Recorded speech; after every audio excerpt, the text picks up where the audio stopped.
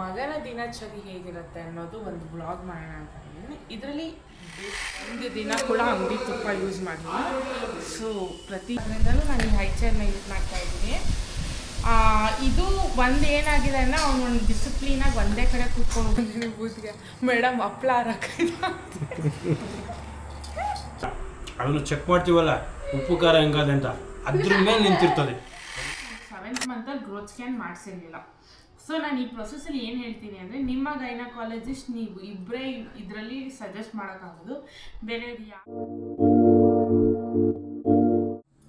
Hi ಎಲ್ರಿಗೂ welcome back to my YouTube channel. ನೀವೇನೋ ನನ್ನ ಚಾನಲ್ನ ಹೊಸದಾಗಿ ನೋಡ್ತಾ ಇದ್ದೀನಿ.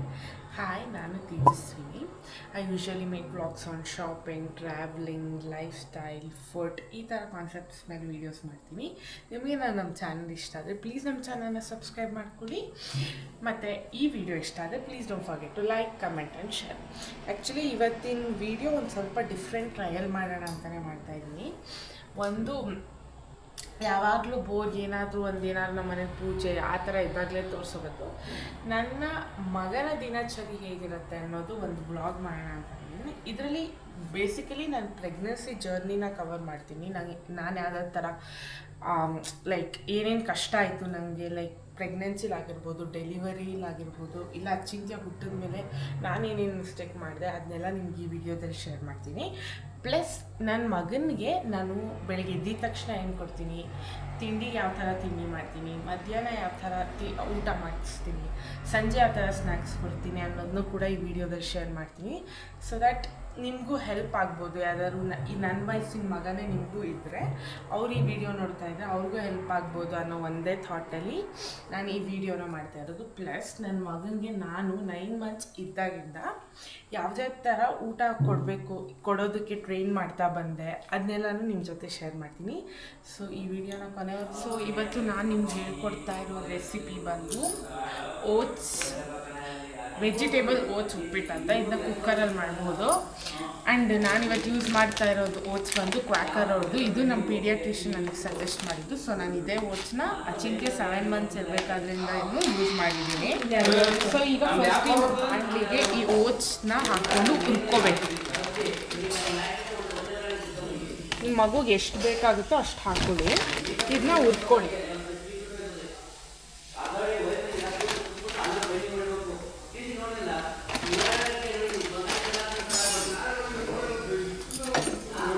ಇದು ಫುಲ್ ಗೋಲ್ಡನ್ ಬ್ರೌನ್ ಆಗೋವರೆಗೂ ಹುರ್ಕೋಬೇಕು. ಈ ವೈಟ್ ಇರೋ ಓಟ್ಸು ಫುಲ್ ಗೋಲ್ಡನ್ ಬ್ರೌನ್ ಆಗುತ್ತೆ, ಅಲ್ಲಿವರೆಗೂ ನೀಟಾಗಿ ಹುರ್ಕೋಬೇಕು. ಇದು ಅಷ್ಟರಲ್ಲಿ ಉರಿತಾ ಇಲ್ಲಿ. ನೆಕ್ಸ್ಟು ನಾವು ಓಟ್ಸಿಗೆ ಏನೇನು ಬೇಕು ಅಂತ ಒಗ್ಗರಣೆಗೆ ಆನಿಯನ್, ಮೆಣಸಿನ್ಕಾಯಿ, ಹುಳ್ಳಿಕಾಯಿ, ಕ್ಯಾರೆಟ್, ಹೀರೆಕಾಯಿ ಮತ್ತು ಸೊಪ್ಪು. ನಾನು ಯೂಶ್ವಲಿ ಸೊಪ್ಪು ಅಂದರೆ ಪಾಲಕ್ ಸೊಪ್ಪು ಮತ್ತು ಸಬ್ಬಕ್ಕಿ ಸೊಪ್ಪೆ ಕೊಡ್ತೀನಿ. ಇನ್ನು ಮೊಸಪ್ಪೆಲ್ಲ ಮಾಡಿದಾಗ ಸಾಂಬಾರಿಗೆ ಹಾಕ್ತೀವಲ್ಲ ಆ ಸೊಪ್ಪು ಕೊಡ್ತೀನಿ. ಬಟ್ ಈ ಥರ ಏನಾದರೂ ತಿಂಡಿ ಮಾಡಬೇಕಾದ್ರಲ್ಲ ಯೂಶ್ವಲಿ ಸಬ್ಬಕ್ಕಿ ಸೊಪ್ಪು ಮತ್ತು ಮೆಂತ್ಯ ಸೊಪ್ಪು, ಸಬ್ಬಕ್ಕಿ ಸೊಪ್ಪು ಮತ್ತು ಪಾಲಕ್ ಸೊಪ್ಪೆ ಕೊಡ್ತೀನಿ. ಸೊ ಇಷ್ಟು ಇಂಗ್ರೀಡಿಯೆಂಟ್ಸ್ ಬೇಕು. ಚೆನ್ನಾಗಿ ಫ್ರೈ ಮಾಡ್ಕೊಳ್ಳಿ. ಈಗ ಒಂದು ಕುಕ್ಕರಲ್ಲಿ ತಗೊಳ್ಳಿ.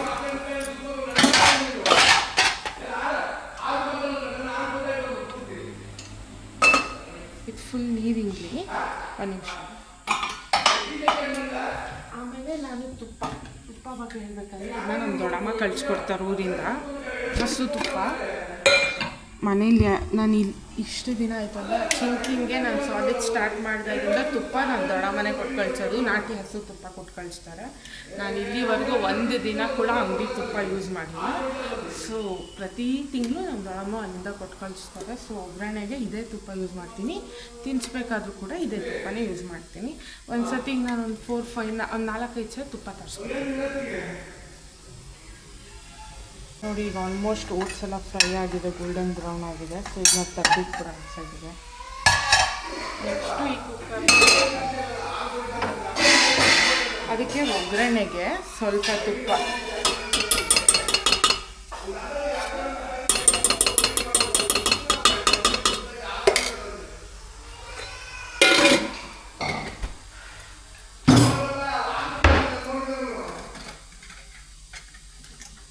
ತುಪ್ಪ ಎಲ್ಲ ಕರಗ ಆದಮೇಲೆ ಸಾಸಿವೆ ಹಾಕಬೇಕು.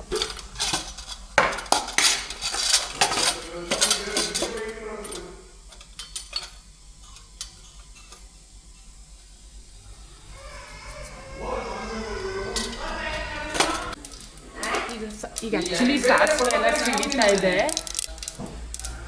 ನೆಕ್ಸ್ಟ್ ಈರುಳ್ಳಿ ಹಾಕೋಣ.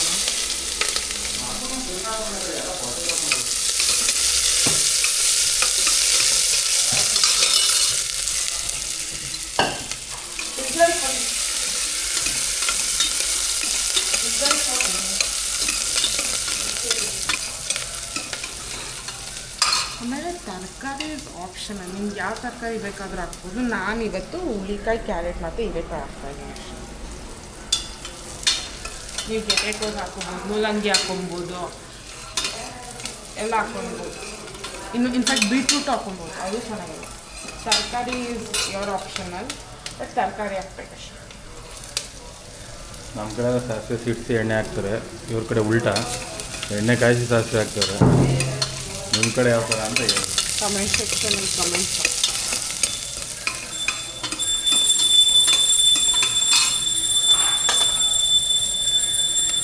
ಈಗ ತರಕಾರಿ ಎಲ್ಲ ಚೆನ್ನಾಗಿ ತುಪ್ಪದಲ್ಲಿ ಫ್ರೈ ಆಗಬೇಕು. ಸೊ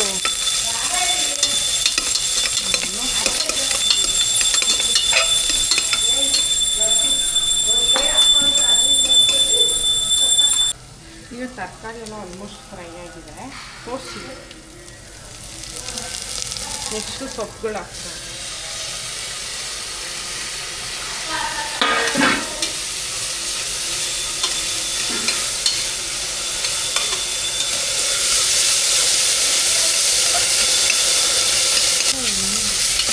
ಈಗ ನೆಕ್ಸ್ಟ್ ಇದು ಒಳಗಡೆಗೆ ಫ್ರೈ ಆದಮೇಲೆ ನೀರು ಇಟ್ಟಿದೆ.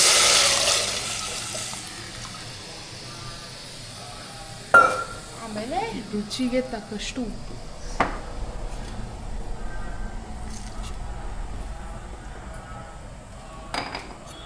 ಈಗ ಆಲ್ಮೋಸ್ಟ್ ನೀರು ಕುದೀತಾ ಇದೆ.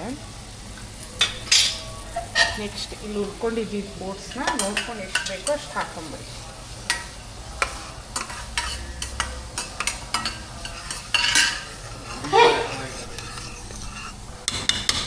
ಇಷ್ಟ ಆದಮೇಲೆ ನೆಕ್ಸ್ಟ್ ಏನು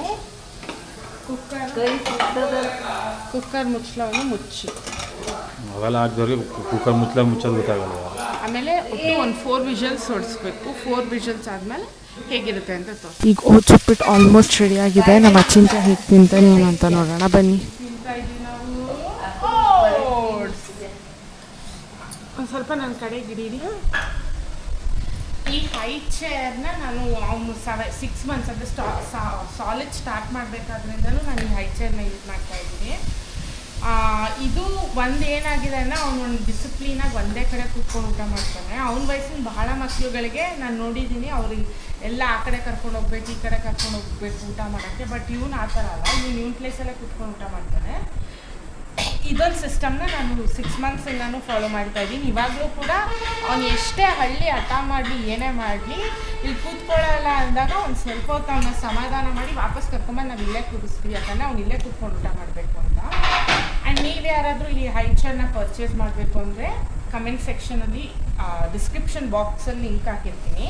ಇದು ಒಂದು ಸ್ವಲ್ಪ ಕಾಸ್ಟ್ಲಿ, ಅರೌಂಡ್ 4000 ಸಮಥಿಂಗ್ ಏನೋ ಆಗುತ್ತೆ ಈ ಚೇರ್ಗೆ. ಬಟ್ ಕಮ್ಮಿ ಬಜೆಟಿಂದು ಆ ಮಮ್ಮಿ ಮನೆಗೆ ತೊಗೊಂಡಿದ್ದೀನಿ. ಅದ್ರ ಲಿಂಕು ಕೂಡ ಡಿಸ್ಕ್ರಿಪ್ಷನ್ ಬಾಕ್ಸಲ್ಲಿ ಹಾಕಿರ್ತೀನಿ. ಇಂಟ್ರೆಸ್ಟ್ ಇದ್ದರೆ ಚೆಕ್ಔಟ್ ಮಾಡಿ. ಇಲ್ಲಿ ತೋರಿಸಿ, ನಾನು ತೋರಿಸಿ. ನಮ್ಮ ಅತ್ತೆನೇ ವೀಡಿಯೋ ಮಾಡೋದು ಕರ್ಕೊಂಡು ಅಂತ ಅವರೇ ಮಾಡ್ತಾರಂತೆ. ಆ್ಯಂಡ್ ಇದು ಆ್ಯಕ್ಚುಲಿ ಯಾಕೆ ಮಾಡ್ತಾ ಇರೋದು ಅಂದರೆ ಗೋಪಿ ಅಣ್ಣನ ಮದುವೆ ಅಕ್ಷತೆ ಕಲಿಸ್ತಾ ಇದ್ದೀನಿ. ಎಷ್ಟು ಬೇಗ ಬಂದೇ ಬಿಡ್ತು ಅನಿಸ್ತದೆ ಗೋಪಿ ಅಣ್ಣನ ಮದುವೆ ಆಲೆ. ಅಪ್ಪ ಅಕ್ಷತೆ ಕಲಿಸ್ತಾ ಇದ್ದೀನಿ. ಈಗ ಇದು ಭಾಗ್ಯ ಮಾಡ್ತಾ ಇತ್ತು. ಅಳ್ಬಿಡ ಕಣಮ್ಮ, ಸುಮ್ಮನೆ ಇರಮ್ಮ. ಕಟ್ ಮಾಡ್ಬೇಕಷ್ಟು. ಇದು ಆ್ಯಕ್ಚುಲಿ ಯಾಕೆ ಅಂದರೆ ನಮ್ಮ ಲಗ್ನ ಪತ್ರಿಕೆ ಎಲ್ಲ ಆಲ್ಮೋಸ್ಟ್ ಪ್ರಿಂಟ್ ಆಗಿದೆ. ಸೊ ಅದರೊಳಗಡೆ ಹಾಕೋಕ್ಕೆ ಅಂತೆಲ್ಲ ರೆಡಿ ಮಾಡಿ ಇಟ್ಟಿದ್ದೀನಿ. ಈಗ ಅಕ್ಷತೆ ಎಲ್ಲ ಬೇಕಲ್ವ ಮದುವೆಗೆ, ಸೊ ಅದಕ್ಕೋಸ್ಕರ ಕಲಿಸ್ತಾ ಇದ್ದೀನಿ. ಇದನ್ನ ಹಾಕಾದ್ಮೇಲೆ ಎಲ್ಲ ಫುಲ್ ಟಾಪಲ್ ಮೇಲೆ ಹಾರಾಕ್ಬೇಕು. ಅಂಟ್ಕೋಬಾರ್ದು, ಕಚ್ಕೋಬಾರ್ದು. ಹಪ್ಳ ಹಾರಾಕ್ದಂಗೆ ಹಾರಾಕ್ಬಿಟ್ಟು ಆಮೇಲೆ ಯಾರೋ ಮೊನ್ನೆ ಇದಕ್ಕೆ ಹೋಗಿದ್ದು ನಾವು, ಅಲ್ಲಿ ಹಾಲು ತರೋಕ್ಕಿಂತ ನಂದಿನಿ ಬೂತ್ಗೆ ಮೇಡಮ್ ಹಪ್ಳ ಹಾರಾಕಿದ ಒಳ್ಳೆ ತಮಾಷೆ. ಇವಾಗ ಆ್ಯಕ್ಚುಲಿ ಮಧ್ಯಾಹ್ನಕ್ಕೆ ನಮ್ಮ ಮನೇಲಿ ಚಿಕನ್ ಮಾಡ್ತಾಯಿದ್ದೀವಿ ಆಯಿತಾ.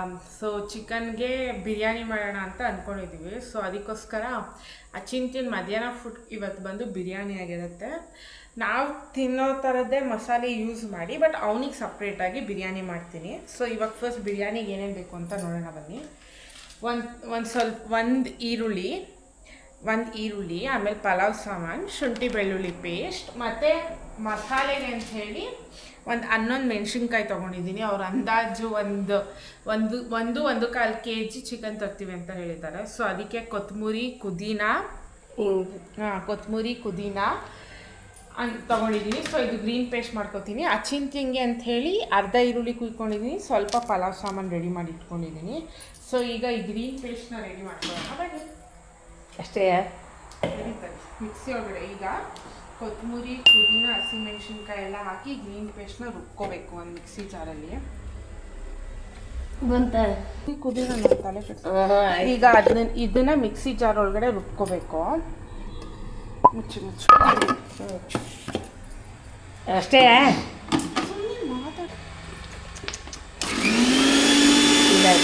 ಈಗ ಫಸ್ಟ್ ಈ ಪೇಸ್ಟ್ನ ಗ್ರೀನ್ ಪೇಸ್ಟ್ನ ಫಸ್ಟ್ ತರ್ತರಿಯಾಗಿ ರುಬ್ಕೋಬೇಕು. ಆಮೇಲೆ ಸ್ವಲ್ಪ ನೀರು ಹಾಕ್ಕೊಂಡು ಫುಲ್ ನೀಟಾಗಿ ನುಣ್ಣಗೆ ರುಬ್ಕೋಬೇಕು. ಈ ಗ್ರೀನ್ ಪೇಸ್ಟ್ ಆಲ್ಮೋಸ್ಟ್ ರೆಡಿಯಾಗಿದೆ. ಈಗ ನೆಕ್ಸ್ಟ್ ಚಿಕನ್ ಬಂದಮೇಲೆ ಒಗ್ಗರಣೆಗೆ ಹಾಕ್ಬೇಕು. ಚಿಕನ್ ಬಿರಿಯಾನಿಗೆ ಈರುಳ್ಳಿ ಕಟ್ ಮಾಡ್ಕೊಂಡಿದ್ದೀನಿ 1.5, ಆಮೇಲೆ ಪಲಾವ್ ಸಾಮಾನು, ಶುಂಠಿ ಬೆಳ್ಳುಳ್ಳಿ ಪೇಸ್ಟ್ ಬೇಕು. ನೆಕ್ಸ್ಟ್ ದೇಶದ ಸೋಂಬೇರಿಗಳು ಮಾಡುವಂಥ ಬೆಳ್ಳುಳ್ಳಿ ಶುಂಠಿ ಪೇಸ್ಟ್. ಒಳ್ಳೆ ಒರಿಜಿನಲ್ ಬೆಳ್ಳುಳ್ಳಿ ಇರ್ತದೆ, ಸುಳ್ಳಿರೋರು ಬಿಡ್ಸೋರು ಅಂದ್ಬಿಟ್ಟು ಯಾವತ್ತೋ ಪ್ಯಾಕ್ ಮಾಡಿರ್ತಾರೆ, ತಂದ್ಬಿಟ್ಟು ತಿಂದ್ಬಿಟ್ಟು ನಾವು ತಿನ್ಸ್ಬಿಡ್ತಾರೆ. ನೀವೇನಕ್ಕೆ ತಿಂತೀರಾ? ನೀವು ಬಾಟ್ ತಿನ್ನಕ್ಕೆ ಹೋಗ್ತಾರೆ ಊರು ಸುತ್ತ ಮೊಟ್ಟೆ ಉರಿ ಊರೊಬ್ಬಕ್ಕೆಲ್ಲ ಮಟನ್ ತಿನ್ನಕ್ಕೆ ಹೋಗ್ತಾರೆ ಅಂತ ಊರು ಸುತ್ತ ಹೋಗ್ತಾರೆ. ಪ್ರತಿದಿನ ಹೋಗ್ತಾರೆ, ಒಂದು ದಿನ ಬಿಡಲ್ಲ. ಶನಿವಾರ ಮಾಡಿದರೆ ಅವತ್ತು ಹೋಗ್ತಾರೆ, ಶನಿವಾರ ಮಾಡಲ್ಲ. ಸೋಮವಾರ ಶನಿವಾರ ಬಿಟ್ಟು ಮಂಗಳವಾರ ಬುಧವಾರ ಗುರುವಾರ ಶುಕ್ರವಾರ ತಿರ್ಗಾ ಆಲೆ ಭಾನುವಾರ ದಿನದಲ್ಲಿ 7 ದಿನದಲ್ಲಿ 5 ದಿನ ಹೋಗ್ತಾರೆ. ಈಗ ನಾಳೆ ನಾಡಿದ್ದು ಫಿಕ್ಸ್. ಗುರುವಾರ ಒಂದಿನ ಫ್ರೀ ಇದೆ. ಆಲೆ ಶುಕ್ರವಾರ ಸೊಕ್ಕನಳಿಗೆ ಅವ್ರ ದೊಡ್ಡಮ್ಮ ಮನೆಗೆ ಹೋಗ್ತಾರೆ. ಇನ್ನು ತಿರ್ಗಾ ಆಲೆ ಶನಿವಾರ ಬಿಟ್ಟರು, ಭಾನುವಾರ ತಿರ್ಗಾ ಇನ್ನೊಂದು ಯಾವ ಸುತ್ತಮುತ್ತ ಊರು ಉಟ್ಕೊಂಡಿರ್ತಾರೆ. ನೆಕ್ಸ್ಟ್ ವೀಕ್ ಮಂಗಳವಾರ ಬುಧವಾರ ನಮ್ಮ ಮನೇಲೇ ಮಾಡ್ತಾರೆ. ಸೊ ಇನ್ನು ಮುಗೀತಷ್ಟೇ. ಅವ್ರು ಇಲ್ಲೇ ಅವ್ರು ಊರು ಸುತ್ತ ಬರೀ 7 ಡೇಸಲ್ಲಿ 5 ಡೇಸ್ ಬಾಟ್ ತಿಂತಾ ಇರ್ತಾರೆ. ಇವಾಗ ಅರ್ಥ ಆಯ್ತಾರೆ ಇವಳು ಯಾಕೆ ಬೆಳ್ಳಗವಳೆ ಅಂತ. ಹಿಂಗೆ ಫೈರ್ ಹತ್ಕೊಂಡಿರ್ತದಲ್ಲ, ಉರಿಯಿಂದ ಬೆಳ್ಳಗೆ ಸ್ಟವ್ ಅನ್ನು ಹಚ್ಚಿ ನೋಡ್ಕೊಳ್ಳಿ.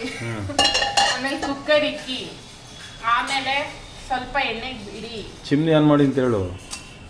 ಚಿಮ್ನಿ ಆನ್ ಮಾಡಿ ಕೊಚ್ಕೊಂಡಂಗೆ ಆಗುತ್ತೆ. ಏನು ಕೊಚ್ಕೊಂಡಂಗೆ ಆಯ್ತು? ಹೊಗೆ ಎಲ್ಲ ಸುತ್ಕೊಳೋದು ಮನೆ ಒಳಗೆ. ಆಮೇಲೆ ಓ ಹಳೆ ಕಾಲದ ಮನೆಗಳು ಎಲ್ಲ ಮನೇಲಿ ಇರ್ತದವ ಚಿಮ್ನಿ. ಆಮೇಲೆ ಇದು ತುಪ್ಪ ಹಾಕಿ ಹಂಗೆ ಕುಟ್ಟಬೇಕಾ? ಯಾಕಂದ್ರೆ ಅದೆಲ್ಲ ಹೋಗಲ್ಲ, ಬೀಳ್ಬೇಕಲ್ಲ ಕಿಳಿಕೆ. ಗೊತ್ತಿರಲಿಲ್ಲ. ನೆಕ್ಸ್ಟು ಪಲಾವ್ ಸಾಮಾನನ್ನು ಹಾಕಿ. ಪಲಾವ್ ಸಾಮಾನು ಏನೇನು ಬರ್ತದೆ ಅಂತ ಹೇಳ್ಬೇಕು. ಅದು ನಿಮ್ಮಿಷ್ಟ, ಎಲ್ಲ ಹಾಕೊಬೋದು. 10 ರೂಪಾಯಿ ಒಂದು ಪ್ಯಾಕೆಟ್ ಅಂತ ತಂದ್ಬಿಟ್ಟು ಇಡ್ತಾರೆ ಪಲಾವ್ ಸಾಮಾನು ಅಂತ. ಏನು ಇರ್ತದೆ ಅಂತ ನೋಡಲ್ಲ, ಹಾಕ್ಬಿಡೋದು ಅಷ್ಟೇ. ಹಂಗೇನಿಲ್ಲ ಆಯ್ತಾ. ನೆಕ್ಸ್ಟ್ ಪಲಾವ್ ಸಾಮಾನು ಫ್ರೈ ಆದಮೇಲೆ ಅಂದರೆ ಈರುಳ್ಳಿ ಒಗ್ಗರಣೆಗೆ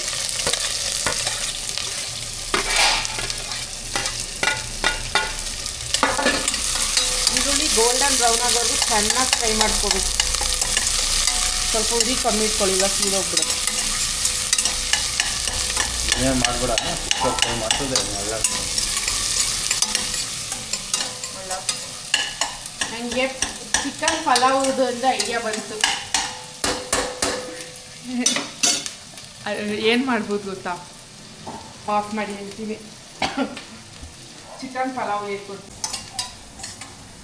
ಈಗ ಹಿಂಗೆ ಮಾಡ್ತಾ ಇದ್ದೀನಿ. ಒಂದು ಕುಕ್ಕರನ್ನು ತಗೊಳ್ಳಿ, ಅದನ್ನು ನೀರಿಂಗಲು ಬಿಡಿ. ಸೊ ಅದು ಅಚಿಂತ್ಯನ ಕುಕ್ಕರ್, ಇದು ನಮ್ಮ ಕುಕ್ಕರ್. ನಮ್ಮ ಕುಕ್ಕರ್ ಅಂದರೆ ನಾನು ಅಮ್ಮ ಇದ್ದರೆ, ಅದು ಅಚಿಂತ್ಯ ಒಬ್ಬರು ಅಷ್ಟು. ಇವರೆಲ್ಲ ನಾನ್ ವೆಜ್ ತಿನ್ನಕ್ಕೆ ಹೋಗ್ತಾರೆ ಆಯ್ತಾ. ಉರಿಯುತ್ತಿದೆ ಉರಿಯುತ್ತಿದೆ ಉದಯಲಿ ಬಿಸಿ ಬಿಸಿ ಉರಿಯುತ್ತಿದೆ. ನಾವು ಪಾತ್ರೆ ದಬಾಕಕ್ಕೆ ಅಂತ ಎಲ್ಲ ತಂದಿಕ್ಕಿದ್ರೆ ನಮ್ಮ ಅತ್ತೆ ನೋಡಿ ಇಲ್ಲೇ ಹಾಳಾಗ್ತದೆ. ನಾನು ಕ್ಲೀನ್ ಮಾಡಬೇಕಾದ್ರೆ ಕ್ಲೀನ್ ಮಾಡಿದ್ರೆ ಇವ್ರು ಅಂಡಿಕ್ಬೇಕು, ಅವಾಗಲೇ ಸಮಾಧಾನ ಆಗುತ್ತೆ. ಆಮೇಲೆ ಈ ಸೋರೆಕಾಯಿ ತಂದಿದ್ದಾರಂತ, ನಾನು ಸೋರೆಕಾಯಿ ಹಲ್ವಾ ಮಾಡ್ತೀನಿ. ಅರ್ಧ ಶೇರ್ ನಂದು ಮತ್ತು ನನ್ನ ಹಸ್ಬೆಂಡ್ದು, ಇನ್ನು ಅರ್ಧ ಶೇರ್ ಅವ್ರ ಅಪ್ಪ ಅಮ್ಮ ಮತ್ತು ಗೋಪಿ ನಂದು. ಸೊ ನಾವು ಅರ್ಧ ಸೋರೆಕಾಯಿ ಹಲ್ವಾ ಮಾಡ್ಕೊತೀವಿ, ಇನ್ನು ಅರ್ಧ ಒಂದು ಸೋರೆಕಾಯಿ ಪಲ್ಯ ಮಾಡ್ಕೊತೀವಿ. ನಾನೊಂದು ಫೋಟೋ ತೆಗೀರಿ ಹಿಂಗೆ ಸೋರೆಕಾಯಿ ಗದೆ ಥರ ಇಟ್ಕೊಂಡಿದ್ದೀನಿ. ಆಮೇಲೆ ಸೀದ್ಗಿದ್ದು ಹೋಗ್ಬಿಟ್ಟು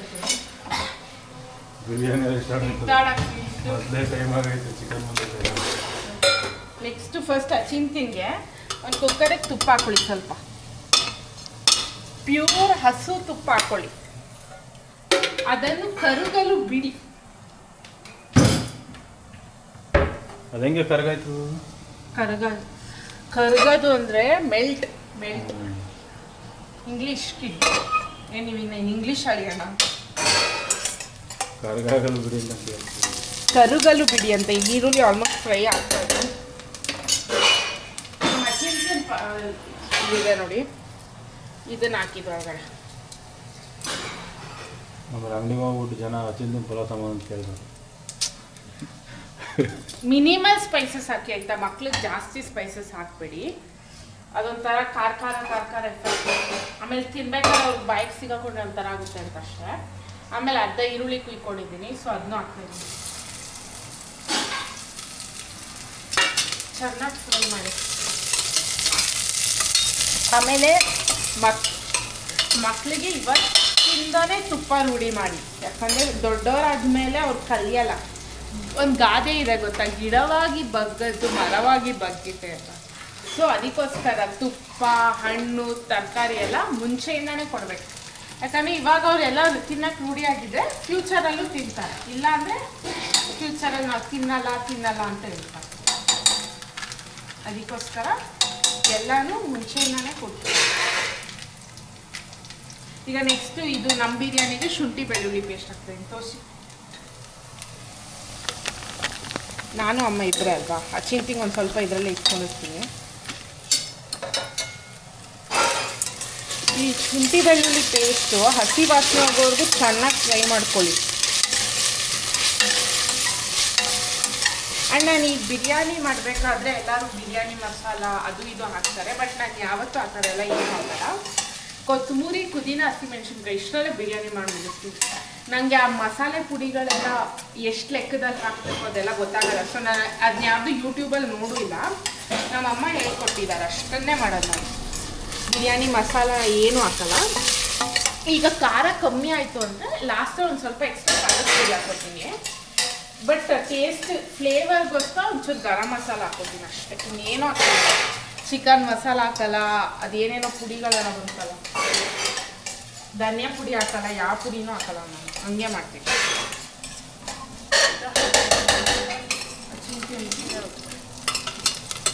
ಸೊ ನಮ್ಮ ಚಿಕನ್ ಇಷ್ಟೊತ್ತಾದರೂ ಇನ್ನೂ ಬಂದೇ ಇಲ್ಲ. ನಾನು ನಾಳೆ ಎಲ್ಲ ಒಗ್ಗರಣೆ ಮಾಡಾಯಿತು.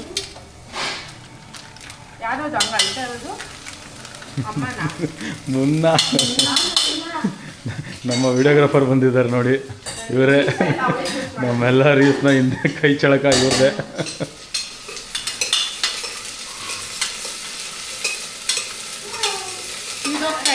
ಓಹ್ ನಮ್ಮ ಅತ್ತೆ ಮಗಳು ಮಿಸ್ ಮಂಜೆಯಿಂದ ಭೀಮಪುರದಿಂದ ಬಂದವಳೆ ನೋಡಿ. ಎಲ್ಲರೂ ಹಾಯ್ ಮಾಡಿ ಮಂಜಿ, ಹಾಯ್ ಮಾಡು. ಚಿಕ್ಕ ವಯಸ್ಸಿಂದ ನಮ್ಮ ಚೈಲ್ಡ್ಹುಡ್ನ ಈ ಮಂಜಿ ಜೊತೆ ತುಂಬ ಕಳೆದಿದ್ದೀವಿ, ತುಂಬ ಮೆಮೊರೀಸ್ ಇದೆ. ಏನು ಬಟ್ಟೆ ಬುಕ್ ಮಾಡಿದ್ಯಾ? ಈ ನನ್ನ ಮಗ ಹೆಂಗಿರು ಬುಕ್ ಮಾಡಲ್ಲ ಅಂತ ಹುಡುಕೊಂಬಂದ್ಬಿಟ್ಟ ಮಂಜಿ. ನೋ ರಿಟರ್ನ್ ಮಂಜಿ, ಅದಕ್ಕೆ ಅಂಗಡಿಯಲ್ಲಿ ಎಬ್ಬರಲ್ಲೇ ತಗೋಬೇಕು. ಶುಂಠಿ ಬೆಳ್ಳುಳ್ಳಿ ಪೇಸ್ಟ್ ಎಲ್ಲ ಫ್ರೈ ಆಗಿದೆ. ಮಾಮ ಬಂದು ಇದು ಇನ್ನು ಚಿಕನ್ನ ನಾವು ಒಳಗಡೆ ಮಾಡದೇ ಇರೋ ಕಾರಣದಿಂದಾಗಿ ಹೊರಗಡೆ ಶುಂಠಿ ಬೆಳ್ಳುಳ್ಳಿ ಪೇಸ್ಟ್ ಎಲ್ಲ ಹಾಕೊಂಡು ಫ್ರೈ ಮಾಡಾದ್ಮೇಲೆ ಚಿಕನ್ನ ಹಾಕೊಂಡು ಚೆನ್ನಾಗಿ ಫ್ರೈ ಮಾಡ್ಕೋಬೇಕು. ಚಿಕನ್ ಎಲ್ಲ ಫ್ರೈ ಆದಮೇಲೆ ನಾವು ಮುಂಚೆನೇ ರೆಡಿ ಮಾಡಿ ಇಟ್ಕೊಂಡಿದ್ದು ಗ್ರೀನ್ ಪೇಸ್ಟ್ನ ಇದರೊಳಗಡೆ ಹಾಕಿ ತಿರ್ಗಾ ಚಿಕನ್ನ ಚೆನ್ನಾಗಿ ಫ್ರೈ ಮಾಡ್ಕೋಬೇಕು. ಇವನಿಗೆ ಸ್ವಲ್ಪನೇ ಹಾಕೋತೀನಿ ಗ್ರೀನ್ ಪೇಸ್ಟ್, ಯಾಕಂದರೆ ಖಾರ ಇರುತ್ತಲ್ವ, ಅದಕ್ಕೋಸ್ಕರ. ಗ್ರೀನ್ ಪೇಸ್ಟ್ ಎಲ್ಲ ಫ್ರೈ ಆದಮೇಲೆ ಅಕ್ಕಿಗೆ ಅಳತೆ ನೋಡಿಕೊಂಡು ನೀರು ಹಾಕಿ ಅದನ್ನ ಕುದಿಯಕ್ಕೆ ಬಿಡಬೇಕು. ಇನ್ನು ನೀರು ಕುದಿಯಕ್ಕೆ ಸ್ಟಾರ್ಟ್ ಆದಮೇಲೆ ರುಚಿಗೆ ತಕ್ಕಷ್ಟು ಉಪ್ಪು ಹಾಕಿ ಮತ್ತೆ ಮುಂಚೆನೇ ಅಕ್ಕಿ ನೆನೆಸಿಟ್ಕೊಂಡಿರ್ತೀನಿ ಚಿಂತಿನ್ಗೋಸ್ಕರ, ಅದನ್ನ ನೀರು ಸೋಸ್ಬಿಟ್ಟು ಈಗ ಮತ್ತೆ ಅದನ್ನ ಕುಕ್ಕರ್ ಒಳಗಡೆ ಹಾಕಬೇಕು. ಅಕ್ಕಿನ ಕುಕ್ಕರ್ ಒಳಗಡೆ ಹಾಕಾದ್ಮೇಲೆ ಕುಕ್ಕರ್ ಲಿಡ್ನ ಕ್ಲೋಸ್ ಮಾಡಿ 2 ವಿಷಲ್ಸ್ ಆಗಕ್ಕೆ ಬಿಟ್ಬಿಡಿ.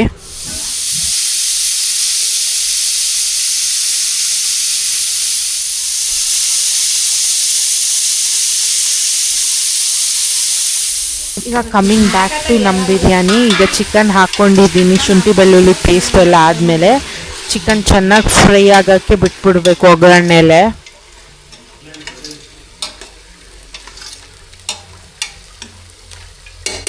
ಬಿಟ್ಕೊಳ್ಬೇಕು, ಆಮೇಲೆ ತಿರ್ಗಾ ನೀರು ಹಿಂಗಬೇಕು, ಅಲ್ಲಿವರೆಗೂ ಚಿಕನ್ನ ಫ್ರೈ ಮಾಡ್ಕೊಬೇಕು ನಾವು. ನೋಡಿ ಚಿಕನ್ ಈಗ ನೀರು ಬಿಟ್ಕೊಂಡಿದೆ, ಅದನ್ನ ತಿರ್ಗಾ ಕಂಪ್ಲೀಟಾಗಿ ನೀರು ಡ್ರೈ ಆಗೋವರೆಗೂ ಫ್ರೈ ಮಾಡ್ಕೋಬೇಕು. ಆಲ್ಮೋಸ್ಟ್ 90% ನೀರು ಹಿಂಗಿದೆ. ನಮ್ಮ ಚಿಕನ್ ಬಿರಿಯಾನಿ ಕೂಡ ರೆಡಿ ಆಗಿದೆ. ಈಗ ನೀರೆಲ್ಲ ಹಿಂಗಾದ್ಮೇಲೆ ಉಪ್ಪು ಹಾಕೋಬೇಕು ರುಚಿಗೆ ತಕ್ಕಷ್ಟು.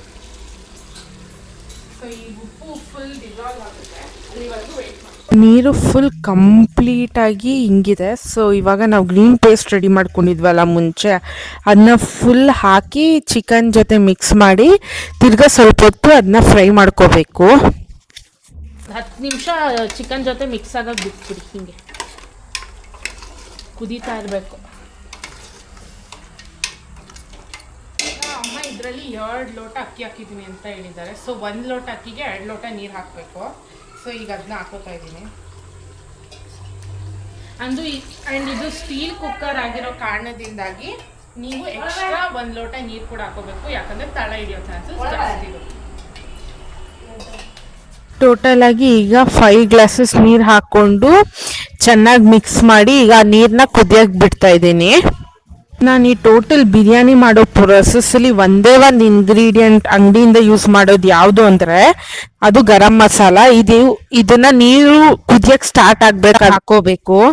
ಇನ್ನು ನೀರು ಕುದಿಯೋಕೆ ಸ್ಟಾರ್ಟ್ ಆದಮೇಲೆ ನಾವು ಅಕ್ಕಿ ತೊಳೆದಿಟ್ಕೊಂಡಿರ್ತೀವಿ ಅಲ್ವಾ, ಅದನ್ನು ಕೂಡ ಹಾಕ್ಕೊಂಡು ಒಂದು ರೌಂಡ್ ತಿರ್ಗಿ ಅಕ್ಕಿ ಹಾಕಿದ್ಮೇಲೆ ನೀರನ್ನ ಕುದಿಯೋಕೆ ಬಿಟ್ಟು ಆಮೇಲಿಂದ ಕುಕ್ಕರ್ ಲಿಡ್ನ ಕ್ಲೋಸ್ ಮಾಡಬೇಕಾಗತ್ತೆ. ಇನ್ನು ಇವತ್ತು ನಾವು ಮಾಡ್ತಾ ಇರೋದು ಬಂದು ನಾಟಿ ಕೋಳಿ ಆಗಿರೋದ್ರಿಂದ 2 ವಿಷಲ್ ಹೊಡ್ಸ್ಕೋಬೇಕಾಗತ್ತೆ. ಬಟ್ ಬಾಯ್ಲರ್ ಕೋಳಿ ಎಲ್ಲ ಮಾಡ್ತಾ ಇದ್ದೀರಾ ಅಂದರೆ ನಾನು ಯೂಶಲಿ ಓಪನ್ ಆಗೇ ಮಾಡ್ತೀನಿ, ಕುಕ್ಕರ್ಗೆ ಹಾಕಲ್ಲ. ಅಚಿಂತ್ಯನ್ ಬಿರಿಯಾನಿ ಆಲ್ಮೋಸ್ಟ್ ರೆಡಿ ಆಗಿದೆ. ಆ್ಯಂಡ್ ನೀವು ಯಾರಾದರೂ ಈ ಬಿರಿಯಾನಿನ ಟ್ರೈ ಮಾಡಿದ್ರೆ ಕಮೆಂಟ್ ಸೆಕ್ಷನಲ್ಲಿ ಹೇಗಿತ್ತು ಅಂತ ಕಮೆಂಟ್ ಮಾಡಿ ತಿಳಿಸಿ. ಆ್ಯಂಡ್ ಇವಾಗ ಅದನ್ನ ಒಂದು ಬೌಲ್ಗೆ ಹಾಕಿ ಸರ್ವಿಂಗ್ ಪ್ಲೇಟ್ಗೆ ಹಾಕಿ ಡೆಕೋರೇಷನ್ ಮಾಡ್ತಾ ಇದ್ದೀನಿ, ಸುಮ್ಮನೆ ಒಂದು ಥಂಬ್ನೇಲಿಗೆ ಫೋಟೋ ಇಲ್ಲಿ ಅಂಥೇಳಿ. ಫೈನಲಿ ಅಚಿಂತ್ಯನ್ ಬಿರಿಯಾನಿ ಈ ಥರ ಕಾಣಿಸ್ತಾ ಇತ್ತು. ಇನ್ನು ಈ ಕಡೆ ನಮ್ಮ ಬಿರಿಯಾನಿ ಕೂಡ ರೆಡಿ ಆಗಿತ್ತು. ಸೊ ಅದನ್ನ ಓಪನ್ ಮಾಡಿ ತಳ ಹಿಡ್ದಿದೆಯಾ ಏನು ಎಲ್ಲ ಚೆಕ್ ಮಾಡಿದೆ. ಆ್ಯಂಡ್ ಇದು ಕೈಯೆಲ್ಲ ಆಡಿಸಾದ್ಮೇಲೆ ತಿರ್ಗಾ ಲಿಡ್ನ ಕ್ಲೋಸ್ ಮಾಡಿ ಇಕ್ಬೇಕು, ಸೊ ದಟ್ ಅನ್ನ ನೀಟಾಗಿ ಅಳ್ಕೊಳ್ಳುತ್ತೆ ಅಂತ ಹೇಳಿ. ಇನ್ನು ನಿಮ್ಗೆ ಯಾರಿಗಾದ್ರೂ ಹೆವಿ ಮಸಾಲ ಇರಬಾರ್ದು, ಹೋಮ್ ಇಂಗ್ರೀಡಿಯೆಂಟ್ಸ್ನೇ ಯೂಸ್ ಮಾಡಿಕೊಂಡು ಬಿರಿಯಾನಿ ಮಾಡಬೇಕು ಅನ್ನೋರಾಗಿದ್ರೆ ಖಂಡಿತ ಈ ಬಿರಿಯಾನಿನ ಒಂದ್ಸತಿ ಮನೇಲಿ ಟ್ರೈ ಮಾಡಿ ನೋಡಿ ಎಷ್ಟು ಚೆನ್ನಾಗಿರುತ್ತೆ ಅಂತ. ಆ್ಯಂಡ್ ಯಾರಾದರೂ ಟ್ರೈ ಮಾಡಿದ್ರೆ ಕಮೆಂಟ್ ಸೆಕ್ಷನ್ನಲ್ಲಿ ತಿಳಿಸೋದನ್ನ ಮರಿಬೇಡಿ. ಅಡುಗೆ ಮಾಡೋದು ಇಂಪಾರ್ಟೆಂಟ್ ಅಲ್ಲ, ಅದನ್ನು ಚೆಕ್ ಮಾಡ್ತೀವಲ್ಲ ಉಪ್ಪು ಖಾರ ಹೆಂಗದೆ ಅಂತ, ಅದ್ರ ಮೇಲೆ ನಿಂತಿರ್ತದೆ ಅಡುಗೆ ರುಚಿ ಹೆಂಗದೆ ಅಂತ. Credit goes to me, not she. ತಿನ್ನೋದಲ್ಲ ಮಾಡಿ ಮತ್ತೆ ಅಡುಗೆನ ಹೇಳ್ತೀಯಾ?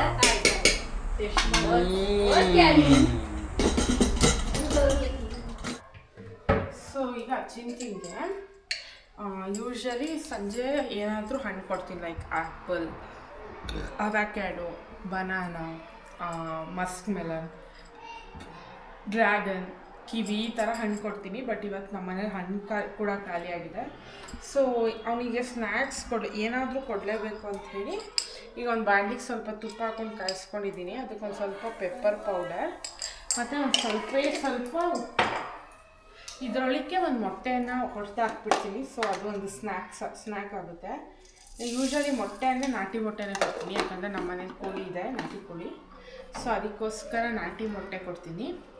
ನಾಟಿ ಮೊಟ್ಟೆ ಇಲ್ಲದೆ ಇರೋರು ಯು ಕ್ಯಾನ್ ಗಿವ್ ಫಾರಮ್ ಮೊಟ್ಟೆ ಆಲ್ಸೋ. ಇಲ್ಲ ಕರೆಂಟ್ ಇಲ್ಲ, ಫಾರಮ್ ಮೊಟ್ಟೆನೂ ಕೊಡ್ಬೋದು.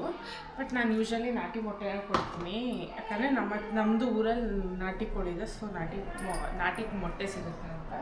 ಸೊ ಇದರೊಳಗಡೆ ಮೊಟ್ಟೆ ಹೊಡೆದಾಕ್ಬಿಟ್ಟು ಹಿಂಗೆ ನೀಟಾಗಿ ತಿರುಗಿಸಿದ್ರೆ ಮೊಟ್ಟೆದು ಪಲ್ಯ ಇಸ್ ರೆಡಿ. ಅದನ್ನ ಮಾಡೋಣ ಈಗ. ಅವನಿಗೆ ಸ್ನ್ಯಾಕ್ಸ್ ಆಗಿ ಇವತ್ತು ನಾನು ಇದನ್ನ ಕೊಡ್ತಾಯಿದ್ದೀನಿ. ಅಲ್ಲಿ ಮೊಟ್ಟೆ ಹೊಡೆದಾಕ್ಬಿಟ್ಟು ಫೈನಲ್ ಹೆಂಗಿರುತ್ತೆ ಅಂತ ತೋರಿಸ್ತೀನಿ. ಸೊ ಇದು ನಾಟಿ ಮೊಟ್ಟೆ ಆ್ಯಂಡ್ ಇದು ಫಾರಮ್ ಮೊಟ್ಟೆ. ನಾಟಿ ಮೊಟ್ಟೆಗೂ ಫಾರಮ್ ಮೊಟ್ಟೆಗೂ ಒಂದು ಕಲರಲ್ಲಿ ಡಿಫ್ರೆನ್ಸ್ ಇರುತ್ತೆ. ಇದು ಸ್ವಲ್ಪ ಹೆವಿ ಇರುತ್ತೆ, ಇದೊಂದು ಸ್ವಲ್ಪ ಸ್ಮಾಲ್ ಇರುತ್ತೆ ನಾಟಿ ಮೊಟ್ಟೆ. ಸೊ ಇಲ್ಲಿ ಇದೆ ನಾಟಿ ಮೊಟ್ಟೆ. ಇವತ್ತು ಎರಡು ಮೊಟ್ಟೆ ಹೊಡೆದಾಕ್ಬಿಟ್ಟು ಇದ್ರೊಳಗೆ ಬಿಡ್ತೀನಿ.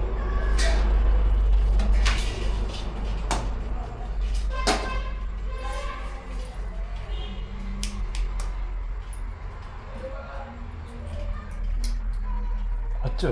ಈಗ ಮೊಟ್ಟೆ ಎಲ್ಲ ಒಡೆದಾಕಿದ್ಮೇಲೆ ಅದನ್ನ ಕಂಪ್ಲೀಟಾಗಿ ಸ್ಟಿರ್ ಮಾಡಬೇಕು. ಯಾವ ಥರ ಅಂದರೆ ಅದು ಫುಲ್ ಒಂಥರ ಕ್ಲಮ್ಸಿ ಥರ ಆಗುತ್ತೆ. ಸೊ ಅಲ್ಲಿವರೆಗೂ ಈ ಮೊಟ್ಟೆನ ಸ್ಟಿರ್ ಮಾಡ್ತಾನೆ ಇರಿ ಲೋ ಫ್ಲೇಮ್ ಇಟ್ಕೊಂಡು.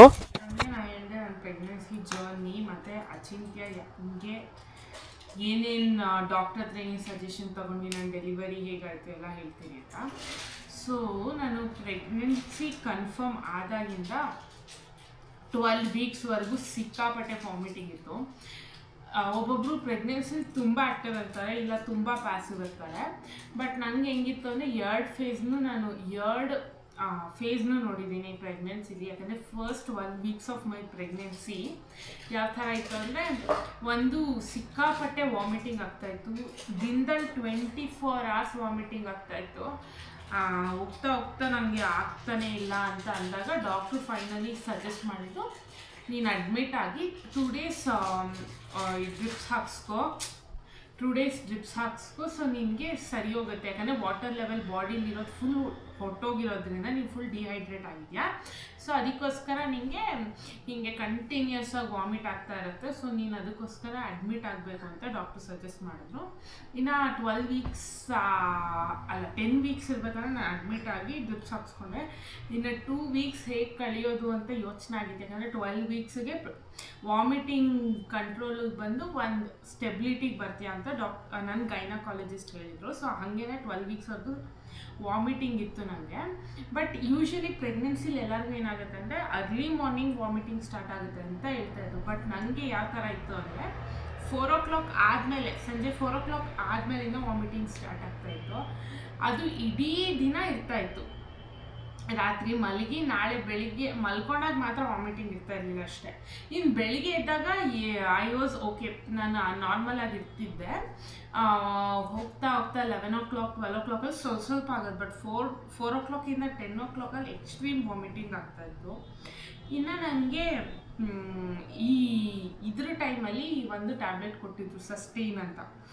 ಅದು ಯೂಶ್ವಲಿ ಎಲ್ಲರಿಗೂ ಕೊಡ್ತಾರೆ. ಬಟ್ ನಂಗೆ ಆ ಟ್ಯಾಬ್ಲೆಟ್ ತೊಗೊಂಡು ಸಿಕ್ಕಾಪಟ್ಟೆ ಸೈಡ್ ಎಫೆಕ್ಟ್ಸ್ ಆಗ್ತಿತ್ತು. ತಲೆ ಸುತ್ತು ಬರೋದು, ಒಂಥರ ಇರಿಟೇಷನ್ ಬಾಡಿಗೆ. ಅದಕ್ಕೆ ಡಾಕ್ಟ್ರು ಕೇಳಿದಾಗ ಅವ್ರು ಹೇಳಿದ್ರು, ನಿನ್ನ ಬಾಡಿಗೆ ಇಷ್ಟು mg ಟ್ಯಾಬ್ಲೆಟ್ನ ಸಸ್ಟೈನ್ ಮಾಡೋಕ್ಕೆ ಆಗ್ತಿಲ್ಲ.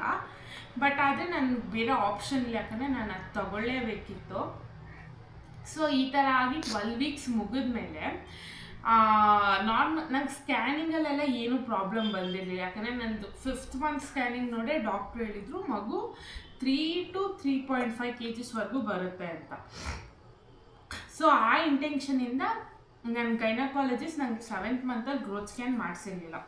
ಸೊ ನಾನು ಈ ಪ್ರೊಸೆಸಲ್ಲಿ ಏನು ಹೇಳ್ತೀನಿ ಅಂದರೆ, ನಿಮ್ಮ ಗೈನಕಾಲಜಿಸ್ಟ್ ನೀವು ಇಬ್ಬರೇ ಇದರಲ್ಲಿ ಸಜೆಸ್ಟ್ ಮಾಡೋಕ್ಕಾಗೋದು. ಬೇರೆಯವ್ರು ಯಾರು ಹೊರಗಡೆಯಿಂದ ಇನ್ಫ್ಲುಯೆನ್ಸ್ ಮಾಡಿದ್ರೆ ಏನೂ ಅಂಥ ಡಿಫ್ರೆನ್ಸ್ ಆಗೋದಿಲ್ಲ. ಯಾಕೆಂದರೆ ನನಗೆ 7th month ಸ್ಕ್ಯಾನಿಂಗ್ ಮಾಡಿಸಿರಲಿಲ್ಲ ನನ್ನ ಗೈನಕಾಲಜಿಸ್ಟು. ಯಾಕೆಂದರೆ ಶಿಟೋಲ್ ನಿನಗೆ ಮೂಮೆಂಟ್ಸ್ ಚೆನ್ನಾಗಿ ಗೊತ್ತಾಗ್ತಾ ಇದೆ ಅಂದರೆ ಸ್ಕ್ಯಾನಿಂಗ್ ಅವಶ್ಯಕತೆ ಇಲ್ಲ, ಯಾಕಂದರೆ ನಿನ್ನ ಗ್ರೋತ್ ಚೆನ್ನಾಗಿದೆ ಅಂತ ನಂಗೆ ಗೊತ್ತಾಗ್ತಾ ಇದೆ ಅಂತ. ಆ್ಯಂಡ್ ಯೂಶ್ವಲಿ ಈ ಅಲ್ಟ್ರಾಸೌಂಡ್ ಎಲ್ಲ ಜಾಸ್ತಿ ಮಾಡೋದ್ರಿಂದ ನಿಂಗೂ ಎಫೆಕ್ಟು, ಒಳಗಡೆ ಇರೋ ಮಗುಗೂ ಎಫೆಕ್ಟ್ ಅಂತೇಳಿ ನನಗೆ 7th month ಸ್ಕ್ಯಾನಿಂಗ್ ಮಾಡಿಸಿರಲಿಲ್ಲ. 5th month ಅನಮಲಿ ಸ್ಕ್ಯಾನಿಂಗ್ ಆಗಿದ್ದು ಅಷ್ಟೇ. ಬ್ಲಡ್ ಟೆಸ್ಟ್ ಎಲ್ಲ ನಡೀತಾ ಇತ್ತು, ಗ್ಲೂಕೋಸ್ ಟೆಸ್ಟ್ ನಡೀತಾ ಇತ್ತು, ಡಬಲ್ ಮಾರ್ಕರ್ ಟೆಸ್ಟ್ ನಡೀತಾ ಇತ್ತು, ಎಲ್ಲ ಥರ ಟೆಸ್ಟ್ ನಡೀತಾ ಇತ್ತು. ಬಟ್ ಆದರೆ ನಾನು 7th month ಸ್ಕ್ಯಾನಿಂಗ್ ಮಾತ್ರ ಡಾಕ್ಟ್ರು ಮಾಡಿರಲಿಲ್ಲ. ಇನ್ನು 9th month 34 ವೀಕ್ಸಲ್ಲಿ ಒಂದು ಸ್ಕ್ಯಾನಿಂಗ್ ಮಾಡ್ತಾರೆ. ಅವತ್ತು ನಿನಗೆ ನಿನ್ನ ಮಗುವಿನ ವೆಯ್ಟ್ ಗೊತ್ತಾಗುತ್ತೆ. 34-35 ವೀಕ್ಸಲ್ಲಿ ಒಂದು ಸ್ಕ್ಯಾನಿಂಗ್ ಮಾಡ್ತಾರೆ. ಮಗು ಎಷ್ಟು kg ಇದೆ, ಯಾವ ಥರ ಇದೆ, ಹೆಡ್ ಎಲ್ಲಿದೆ, ಕೆಳಗಡೆ ಇದೆಯಾ ಇಲ್ಲ ಮೇಲ್ಗಡೆ ಇದೆಯಾ, ಎಲ್ಲ ಸ್ಕ್ಯಾನಿಂಗಲ್ಲಿ ಗೊತ್ತಾಗುತ್ತೆ.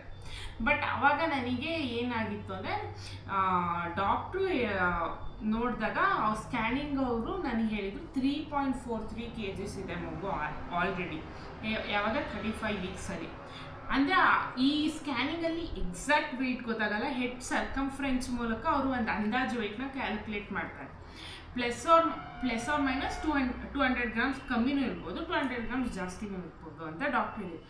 200 grams ಕಮ್ಮಿ ಇದ್ದಿದ್ರೆ ತೊಂದರೆ ಇರ್ತಿರ್ಲಿಲ್ಲ. ಬಟ್ ಅದು 200 grams ಜಾಸ್ತಿ ಇತ್ತು ಅಂದರೆ ತೊಂದರೆ ಆಗ್ತಿತ್ತು. ಯಾಕಂದರೆ 3.63 kgs ಆಗೋಗಿತ್ತಿತ್ತು ಮಗು. 4 kgs ಮೇಲಾದರೆ ಮಗುಗೆ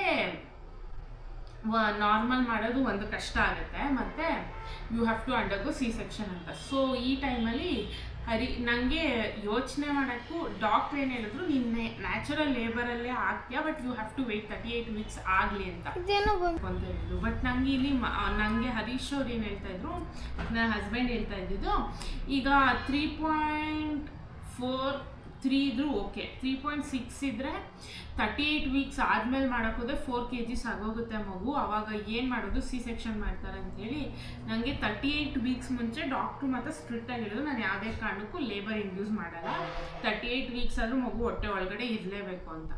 ಬಟ್ ಇಲ್ಲಿ ವೆಯ್ಟ್ ಜಾಸ್ತಿ ಆಗ್ತಾ ಇದೆ ಅಂತ ಹೇಳ್ದಿದ್ದಕ್ಕೆ ಎಷ್ಟು 3 ಟೈಮ್ಸ್ ಹಾಸ್ಪಿಟ್ಲಿಗೆ ಹೋಗಿದ್ದೀನಿ, ನನಗೆ ಡೆಲಿವರಿ ಮಾಡಿಸ್ಕೊಂಬಿಡ್ತೀನಿ ಅಂತ. ಡಾಕ್ಟರ್ ಇಲ್ಲ, 38 ವೀಕ್ಸಿಗೆ ಬಿದ್ದಾಗಲೇ ನೀನು ಅಡ್ಮಿಟ್ ಆಗಬೇಕು, ನಾನು ಆವಾಗಲೇ ನಾನು ಪ್ರಿಸ್ಕ್ರಿಪ್ಷನ್ ಬರ್ಕೊಡೋದು, ಅಡ್ಮಿಷನ್ಗೆ ಅಲ್ಲಿವರೆಗೂ ಬರ್ಕೊಡಲ್ಲ ಅಂತ ಡಾಕ್ಟರ್. ಈಗ ಎಲ್ಲ ಒಪ್ಪಿಸಿ ಡಾಕ್ಟ್ರನ್ನ ನನಗೆ ಥರ್ಸ್ಡೇ 38 ವೀಕ್ಸಿಗೆ ಬಿತ್ತು, ಅವತ್ತೇ ಹೋಗಿ ಅಡ್ಮಿಷನ್ ಆಗಿದ್ದು. ಬಟ್ ಈ ಪ್ರೊಸೆಸ್ಸಲ್ಲಿ ನನ್ನ ಕಸಿನ್ ಒಬ್ಬರು ಗೈನಕಾಲಜಿಸ್ಟ್ ಇದ್ದಾರೆ, ನಾನು ಅವ್ರ ಹತ್ರ ಕೇಳಿದ್ದೆ ಲೈಕ್ ಎಷ್ಟು ಅವರ್, ಅವರು ನನ್ನ ಯೂಟ್ರಸ್ಸಿಂದ ಇದೆಲ್ಲ ನೋಡಿ ಮುಂಚೆನೇ ಹೇಳಿದ್ರು, ನೀನು 18 to 18 hours ಮ್ಯಾಕ್ಸಿಮಮ್ ಆಗುತ್ತೆ, 24 hours ಅಪ್ ಟು ಹೋಗ್ಬೋದು ನೀನು ಡೆಲಿವರಿ ಲೇಬರ್ ಪೇನು, ಮೆಂಟಲಿ ರೆಡಿಯಾಗಿ ಹೋಗು, ಯಾಕಂದರೆ ನೀನು ಆಮೇಲೆ ಅನ್ಬೇರಬಲ್ ಪೇನ್ ಇರುತ್ತೆ ಫಾರ್ 5 hours ಅಂತ ಅವ್ರು ಹೇಳಿದರು. ಇದನ್ನೆಲ್ಲ ಕೇಳಿಸ್ಕೊಂಡು ಹೋಗಿ ಅಡ್ಮಿಷನ್ ಆದಮೇಲೆ ನನಗೆ ಸರ್ವಿಕ್ಸ್ಗೆ ಜೆಲ್ ಅಪ್ಲೈ ಮಾಡ್ತಾರೆ. ಸೊ ಸರ್ವಿಕ್ಸ್ ಲೂಸ್ ಆದಮೇಲೆ ಪೇಯ್ನ್ ಇಂಡ್ಯೂಸ್ ಮಾಡಿದ್ರೆ ಯೂಟ್ರಸ್ ಓಪನ್ ಆಗುತ್ತೆ ಅಂತ. ಬಟ್ ನನ್ನ ಕಂಡೀಷನಲ್ಲಿ ಏನಾಯಿತು, ಸರ್ವಿಕ್ಸಿಗೆ ಜೆಲ್ ಹಾಕಿದ್ದು ಅಷ್ಟೇ, ನಂಗೆ ಆವಾಗಲೇ ನ್ಯಾಚುರಲ್ ಪೇಯ್ನ್ ಸ್ಟಾರ್ಟ್ ಆಗಿತ್ತು. ಬಟ್ ನನಗೆ ಮಧ್ಯದಲ್ಲಿ ಇನ್ನೊಂದು ಸಮಸ್ಯೆ ಆಗಿತ್ತು, ವಾಮಿಟಿಂಗ್. ಯೂಶ್ವಲಿ ಲೇಬರ್ಗೆ ಹೋಗೋರಿಗೆ ವಾಮಿಟಿಂಗ್ ಆಗಲ್ಲ, ಬಟ್ ನನ್ನ ಕೇಸಲ್ಲಿ ಏನಾಯಿತು, ವಾಮಿಟಿಂಗ್ ಸ್ಟಾರ್ಟ್ ಆಗಿತ್ತು. ವಾಮಿಟಿಂಗ್ ಯಾವ ಮಟ್ಟಿಗಿತ್ತು ಅಂದರೆ, ನನಗೆ ಪ್ಯಾನ್ ಮತ್ತು ಇಂಜೆಕ್ಷನ್ ಕೊಡ್ತಾಯಿದ್ರು, ಆವಾಗ ಮಾತ್ರ ವಾಮಿಟಿಂಗ್ ಕಂಟ್ರೋಲ್ ಬರುತ್ತೆ ಅಂತ. ನನಗೆ ಏನೇ ಮಾಡಿದ್ರು ನನಗೆ ಇವತ್ತಿಂದ ಅಲ್ಲ, ಸಿವಿಯರ್ ಪೀರಿಯಡ್ಸ್ ಕ್ರಾಂಪ್ ಬಂದಾಗಿಂದನೂ ನನಗೆ ಈ ಥರ ವಾಮಿಟಿಂಗ್ ಆಗುತ್ತೆ. ಸೊ ಇವಾಗ ನನಗೆ ಈ ಪೇಯ್ನು ತುಂಬ ಇಂಟೆನ್ಸ್ ಆದಂಗೆ ವಾಮಿಟಿಂಗ್ ಜಾಸ್ತಿ ಆಗ್ತಾಯಿತ್ತು. ಆವಾಗ ಬೇರೆ ಆಪ್ಷನ್ ಇಲ್ಲ, ಡಾಕ್ಟ್ರು ಇನ್ಸೆಟ್ಟು ಮತ್ತು ಪ್ಯಾನ್ ಕೊಡಿ, ವಾಮಿಟಿಂಗ್ ಆವಾಗ 1 hour 1.5 hour ಕಮ್ಮಿ ಆಗ್ತಿತ್ತು, ಮತ್ತೆ ವಾಮಿಟಿಂಗ್ ಸ್ಟಾರ್ಟ್ ಆಗ್ತಾಯಿತ್ತು. ಸೊ ರಾತ್ರಿ ಅಕ್ಕ ಎಲ್ಲ ಬಂದಿದ್ರು ನೋಡೋಕ್ಕೆ, ಅಕ್ಕ ದೊಡ್ಡಮ್ಮ ಎಲ್ಲ ಬಂದಿದ್ರು, ಹಿಂಗೆ ವಾಮಿಟಿಂಗ್ ಎಲ್ಲ ಯಾಕೆ ತಡ್ಕೋತೀಯ, ಸಿ ಸೆಕ್ಷನ್ ಮಾಡಿಸ್ಕೊಂಬಿಡು ಅಂತ ಹೇಳ್ತಾಯಿದ್ರು. ಸೊ ನಾನು ನಾಳೆ ಸಂಜೆವರೆಗೂ ನೋಡೋಣ, ಥರ್ಸ್ಡೇ ಅವ್ರು ಬಂದರು ನಾನು ನೋಡೋಕ್ಕೆ, ನಾನು ಫ್ರೈಡೇ ಸಂಜೆವರೆಗೂ ನೋಡೋಣ, ಬೇಕಾದ್ರೆ ಆಮೇಲೆ ಏನಾದ್ರು ಆಗುತ್ತೆ ಏನು ಅಂತ ಡಿಸೈಡ್ ಮಾಡೋಣ ಅಂತ. ಬಟ್ ನನಗೆ ಫ್ರೈಡೇ ಅರ್ಲಿ ಮಾರ್ನಿಂಗ್ ನಾನು ಕಣ್ಣೇ ಮುಚ್ಚಿಲ್ಲ, ಥರ್ಸ್ಡೇ ನೈಟ್ ಆಯಿತಾ, ಥರ್ಸ್ಡೇ ನೈಟ್ 1 o'clock ನಾವು ಮಲ್ಕೊಂಡೆ, ಆಲೇ 4 o'clock ನಂಗೆ ಎಚ್ಚರ ಆಗೋಯ್ತು, ನಂಗೆ ಆಗ್ತಾನೇ ಇರಲಿಲ್ಲ. ಆಮೇಲೆ 5 o'clock ಅಲ್ಲಿ ಹಾಸ್ಪಿಟಲ್ದೇ ಗೈನಕಾಲಜಿಸ್ಟ್ ಬಂದು ಚೆಕ್ ಮಾಡ್ತಾನೆ, ನಿನ್ನ ಸರ್ವಿಕ್ಸ್ ಎಷ್ಟು ಓಪನ್ ಆಗಿದೆ ಅಂತ. ಆವಾಗ ನಾನು ಆಲ್ಮೋಸ್ಟ್ 2 centimeter ಡೈಲೇಟೆಡ್ ಆಗೋಗಿದೆ. ಆವಾಗ ಆ್ಯಕ್ಚುಲಿ ಹರೀಶ್ ಅವರು ಏನಾಗಿದ್ರು, ಹೊರಟೋಗಿದ್ರು ಮನೆಗೆ. ನಾನು ಲೇಬರ್ ವಾರ್ಡ್ಗೆ ಹೋಗೋಕ್ಕೆ ಮುಂಚೆ ನಮ್ಮಮ್ಮಗೆ ಹೇಳಿದೆ, ಅಮ್ಮ ಹರೀಶ್ ಅವ್ರು ಬರ್ತೀನಿ ಅಂತ ಹೇಳಿದ್ದಾರೆ, ಅವ್ರಿಗೆ ಫೋನ್ ಮಾಡಿ ಹೇಳಿ ನಾನು ಲೇಬರ್ ವಾರ್ಡ್ಗೆ ಹೋಗ್ತಾ ಇದ್ದೀನಿ ಅಂತ. ಪಾಪ ಅವರು ಹೊರಟಿ ನಾನು ಲೇಬರ್ ವಾರ್ಡ್ಗೆ ಹೋಗಿ 15 minutesಗೆಲ್ಲ ಬಂದುಬಿಟ್ಟಿದ್ರು ಸ್ನಾನ ಮಾಡಿಕೊಂಡು. ಬಟ್ ಈಗ ಮತ್ತೆ ಅವ್ರು ಏನೂ ಕೊಡಲಿಲ್ಲ ನನಗೆ, ನಾರ್ಮಲಾಗೆ ನನ್ನ ಡೈಲೇಷನ್ ಸ್ಟಾರ್ಟ್ ಆಗಿತ್ತು. ಅವ್ರು ಹೇಳಿದ್ರು 8 o'clock ಮೇಲೆ ಪೇಯ್ನ ಇಂಡ್ಯೂಸ್ ಮಾಡ್ತೀವಿ, ಅಲ್ಲಿವರೆಗೂ ಆರಾಮಾಗಿರು, ಏನಾಗಲ್ಲ. ಅದು ನಂಗೆ ಹೋಗ್ತಾ ಯಾವ ಥರ ಪೇಯ್ನ್ ಆಗ್ತಾಯಿತ್ತು ಅಂದರೆ, ಪ್ಲೀಸ್ ನನಗೆ ಆಮೇಲೆ ಇನ್ನೊಂದು ಕಂಡೀಷನ್ ಇದೆ ಏನು ಗೊತ್ತಾ, 4 centimeter ನೀನು ಡೈಲೇಟ್ ಆಗೋವರೆಗೂ ಎಪಿಡ್ಯೂರಲ್ ಕೊಡಲ್ಲ. ನನಗೆ ಆ ಪೇಯ್ನ್ ಯಾವ ಇಂಟೆನ್ಸಿಟಿಗೆ ಆಗ್ತಾಯಿತ್ತು ಅಂದರೆ, ನಂಗೆ ಪ್ಲೀಸ್ ಎಪಿಡ್ಯೂರಲ್ ಕೊಡಿ ಅಂತ 6 o'clock ಕೇಳ್ತಾ ಇದ್ದೀನಿ, ನೀನಿನ್ನೂ 4 centimeter ಡೈಲೇಟ್ ಆಗಿಲ್ಲ ಅಂತ. ಅವರು ನನ್ನ ತಲೆ ಡಾಕ್ಟ್ರು ನಾನು ಕೊಡಲ್ಲ. ಲಾಸ್ಟಲ್ಲಿ 8 o'clock ನನಗೆ ಐ ವಾಸ್ ಸೇಯಿಂಗ್, ನನಗಿಲ್ಲ ಆಗೋದಿಲ್ಲ, ಈ ಪೇಯ್ನ ಇನ್ನು ರೆಸಿಸ್ಟ್ ಮಾಡೋಕ್ಕಾಗ್ತಾಯಿಲ್ಲ, ನನಗೆ ತುಂಬ ಆಗ್ತಾಯಿದೆ ಪೇಯ್ನು ಅಂತ. ಏನಂದರೆ ಎಲ್ಲರೂ ಹೇಳ್ತಾ ಇದ್ದು 2 minutes ಒಂದ್ಸತಿ ಕಾಂಟ್ರಾಕ್ಷನ್ಸ್ ಬರುತ್ತೆ ಅಂತ. ನಂಗೆ 2 minutes ಅಲ್ಲ, 1 second ಒಂದ್ಸತಿ ಕಾಂಟ್ರಾಕ್ಷನ್ ಬರ್ತಾಯಿತ್ತು, ಯಾಕಂದರೆ ನಾನು ಫುಲ್ಲಿ ಡೈಲೇಟೆಡ್ ಆಗಿದೆ. ನಾನು 10 centimeter ಫುಲ್ ಡೈಲೇಷನ್ ಆಗಿತ್ತು. ನಾನು 8 o'clock ನಾನೇ ಗೈನಕಾಲಜಿಸ್ಟ್ ಹತ್ರ ಜಗಳ ಆಡ್ಬಿಟ್ಟೆ, ನಂಗೆ ಆಗ್ತಾಯಿಲ್ಲ, ಪ್ಲೀಸ್ ಎಪಿಡ್ಯೂರಲ್ ಕೊಡಿ ಅಂತ. ಆಮೇಲೆ ಬಂದು ಅವ್ರು ಚೆಕ್ ಮಾಡಿದಾಗ ನಾನು ಆಲ್ಮೋಸ್ಟ್ 10 centimeter ಡೈಲೇಟ್ ಆಗೋಗಿದ್ದು. ಆವಾಗ ತಕ್ಷಣ ನನ್ನ ಗೈನಕಾಲಜಿಸ್ಟಿಗೆ ಕಾಲ್ ಮಾಡಿದಾಗ ನನ್ನ ಗೈನಕಾಲಜಿಸ್ಟೇ ಶಾಕ್ ಆಗಿದ್ದು, ಇಷ್ಟು ಬೇಗ ಡೈಲೇಷನ್ ಆಯಿತಾ, ನಾನು ಇನ್ನೂ ಇಂಜೆಕ್ಷನ್ ಹಾಕಿಲ್ಲ, ಏನೂ ಹಾಕಿಲ್ಲ, ಹೆಂಗೆ ಇಷ್ಟು ಬೇಗ ಡೈಲೇಷನ್ ಆಯಿತು ಅಂತ. ಆಮೇಲೆ ಗೊತ್ತಿಲ್ಲ ಮ್ಯಾಮ್, ಆಲ್ರೆಡಿ 10 centimeter ಡೈಲೇಟ್ ಆಗಿದೆ ಅಂದಾಗ ನಂಗೊಂದು ಸ್ವಲ್ಪ ಸಮಾಧಾನ ಆಯಿತು. ಯಾಕಂದರೆ ನೆಕ್ಸ್ಟ್ ಇನ್ 15 minutesಲ್ಲಿ ಡಾಕ್ಟ್ರು ಬರ್ತಾರೆ, ನಂಗೆ ಡೆಲಿವರಿ ಆಗುತ್ತೆ ಅಂತ. ಬಟ್ ಆ 15 minutes ನೋವು ತಡೆಯೋದಿದೆಯಲ್ಲ, ಅದು ಸಿಕ್ಕಾಪಟ್ಟೆ ಕಷ್ಟ. ಇನ್ನು ಇಷ್ಟೆಲ್ಲ ಆದಮೇಲೆ ನನಗೆ ಡೆಲಿವರಿ ಏನೋ ಆಯಿತು. ಬಟ್ ಅಚಿಂತ್ಯನ ತಲೆ ಸ್ವಲ್ಪ ದಪ್ಪ ಇದ್ದಿದ್ದರಿಂದ ವ್ಯಾಕ್ಯೂಮಿಂದ ಮಗುನ ತೆಗೆದ್ರು ಈಚೆಗೆ ಹಾಕಿ ಮಗುನ ತೆಗೆದ್ರು. ಅದೇನಾಗ್ಬಿಡ್ತು, ಅಚಿಂತ್ಯನ ತಲೆ ಉದ್ದಾಗ್ಬಿಡ್ತು.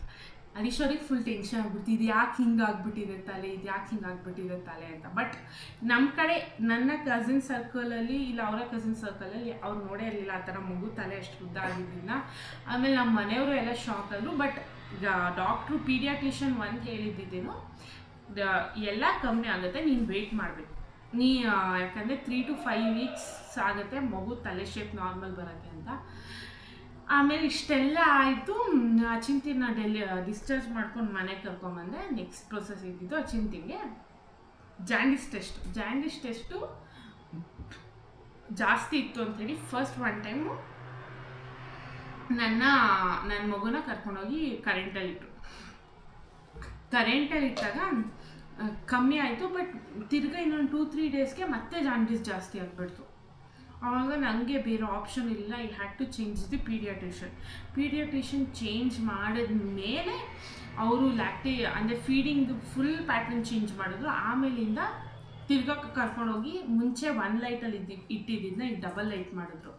ಆ ಡಬಲ್ ಲೈಟಲ್ಲಿ ಇಟ್ಟಿದ ಮೇಲೆ ಅಚಿಂತ್ಯನ ಜಾಂಡಿಸ್ ಕಮ್ಮಿ ಆಗಕ್ಕೆ ಬಂತು. ಬಟ್ ಇನ್ನೂ ಒಂದು ಪ್ಲಸ್ ಪಾಯಿಂಟ್ ಅಲ್ಲಿ ನಾನು ಪೀಡಿಯಾಟ್ರಿಷಿಯನ್ ಚೇಂಜ್ ಮಾಡಿದ್ಮೇಲೆ ಏನಾಯಿತು, ಲೈಟಲ್ಲಿ ಇಟ್ಟಾಗ ಮಕ್ಕಳು ಯೂಶ್ವಲಿ ವೆಯ್ಟ್ ಲಾಸ್ ಆಗ್ತಾರೆ.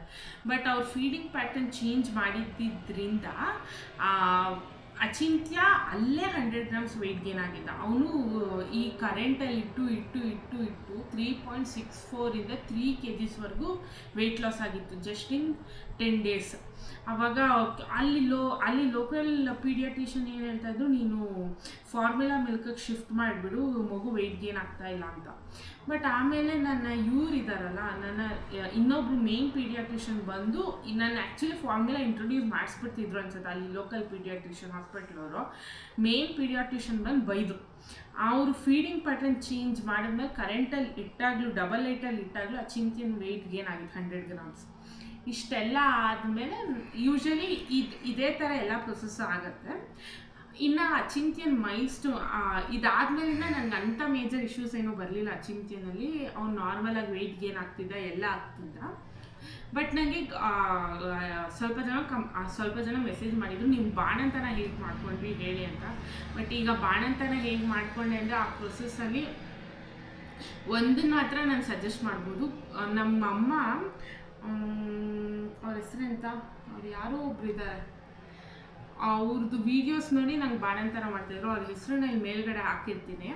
ಅವ್ರು ಏನು ಹೇಳಿದರು ಅಂದರೆ ಕೊಬ್ಬರಿನ ಸಜೆಸ್ಟ್ ಮಾಡ್ತಾಯಿದ್ರು. ಯಾಕಂದರೆ ಕೊಬ್ಬರಿಲಿ ನಾನು ಕ್ಯಾಲ್ಶಿಯಂ ಇಂಟೇಕ್ ಹೋಗಿರುತ್ತಲ್ಲ ಮಗುಗೆ, ಫೀಡ್ ಮಾಡ್ತಾ ಹೇರ್ ಲಾಸ್ ಆಗುತ್ತೆ ಮತ್ತು ಬೋನ್ಸ್ ಎಲ್ಲ ವೀಕ್ ಆಗುತ್ತೆ ಅಂತ ಹೇಳ್ಬಿಟ್ಟು ಅದೊಂದು ಕೊಬ್ಬರಿ ನೀನೇನು ಅಡುಗೆ ಮಾಡಿದ್ರು ಕೊಬ್ಬರಿ ಯೂಸ್ ಮಾಡಬೇಕು ಅಂತ ಹೇಳಿದರು. ಯಾಕಂದರೆ ಅದು ಬೋನ್ಸ್ಗೆ ಸ್ಟ್ರೆಂತ್ನ ಕೊಟ್ಟು ಮತ್ತು ಕ್ಯಾಲ್ಶಿಯಮ್ನ ಇಂಪ್ರೂವ್ ಮಾಡುತ್ತೆ ಅನ್ನೋ ಒಂದೇ ರೀಸನ್ಗೋಸ್ಕರ ನಾನು 7 months ಆದ್ರೂ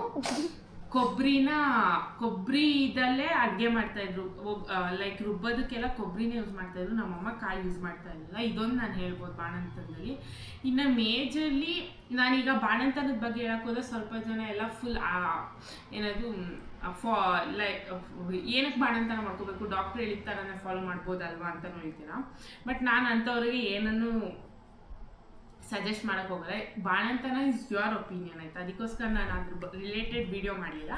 ಬಟ್ ಈ ಕೊಬ್ಬರಿ ಮಾತ್ರ ತೊಗೊಳೋದ್ರಿಂದ ಬೋನ್ಸಿಗೆ ಸ್ಟ್ರೆಂತ್ ಇನ್ಕ್ರೀಸ್ ಆಗುತ್ತೆ ಅನ್ನೋ ಒಂದೇ ರೀಸನ್ಗೆ ನಮ್ಮಮ್ಮ ಕೊಬ್ಬರಿ ಕೊಟ್ಟಿದ್ರು. ಇದನ್ನ ಮಾತ್ರ ನಾನು ಸಜೆಸ್ಟ್ ಮಾಡಬಲ್ಲೆ. ಅದಕ್ಕೆ ಸೈಂಟಿಫಿಕ್ ರೀಸನ್ ಕೂಡ ಅವ್ರು ಹೇಳಿದರು. ಸೊ ನಂಗೆ ಅನಿಸ್ತು ಇಟ್ ವಾಸ್ ಗುಡ್. ಯಾಕಂದರೆ ಅವ್ರು ಹೇಳೋದ್ರಲ್ಲೆಲ್ಲ ಪಾಯಿಂಟ್ ಇತ್ತು ಅಂತ, ಸೈಂಟಿಫಿಕ್ ಪಾಯಿಂಟ್ಸ್ ಕೊಟ್ಟಾಗ ನಂಗೆ ಅನಿಸ್ತಿತ್ತು ಇಟ್ ವಾಸ್ ಕರೆಕ್ಟ್ ಅಂತ. ಇನ್ನು ನಾನು 3 monthsವರೆಗೂ ಡ್ರೈ ಫ್ರೂಟ್ಸಿಂದ ಏನೂ ತೊಗೋತಾ ಇರಲಿಲ್ಲ. ಬಟ್ 3 months ಆದಮೇಲೆ ಡ್ರೈ ಫ್ರೂಟ್ಸಿಂದು ಮತ್ತು ಗೋಂದ್ ಅಂತ ಬರುತ್ತೆ, ಅದನ್ನು ಗೋಂದನ್ನ ತುಪ್ಪದಲ್ಲಿ ಹುರಿದು ಪುಡಿ ಮಾಡಿ ನಮ್ಮಮ್ಮ ಡ್ರೈ ಫ್ರೂಟ್ಸ್ ಉಂಡೆ ಮಾಡಿಕೊಡ್ತಾಯಿದ್ರು. ಜಾಗ್ರಿ ನೀರೊಳಗಡೆ ಹಾಕಿ ಬೆಲ್ಲದಲ್ಲೇ ಮಾಡ್ತಾಯಿದ್ದಿದ್ದು, ಅದಕ್ಕೂ ಶುಗರ್ ಯೂಸ್ ಮಾಡ್ತಾ ಇರಲಿಲ್ಲ. ಸೊ ಇದೊಂದು ತಿಂತಾಯಿದ್ದೆ.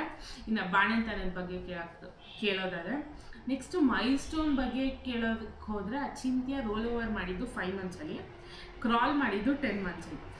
ಸೊ ನಾನು ಏನು ಹೇಳೋಕ್ಕೆ ಇಷ್ಟಪಡ್ತೀನಿ ಅಂದರೆ, ಒಂದೊಂದು ಮಕ್ಕಳು 3 monthsಗೆ ರೋಲ್ ಓವರ್ ಮಾಡ್ತಾರೆ, 5 monthsಗೆ ಕ್ರಾಲ್ ಮಾಡ್ತಾರೆ, 7 to 10 months ಒಳಗಡೆ ಎದ್ದು ನಿಲ್ಕೋತಾರೆ.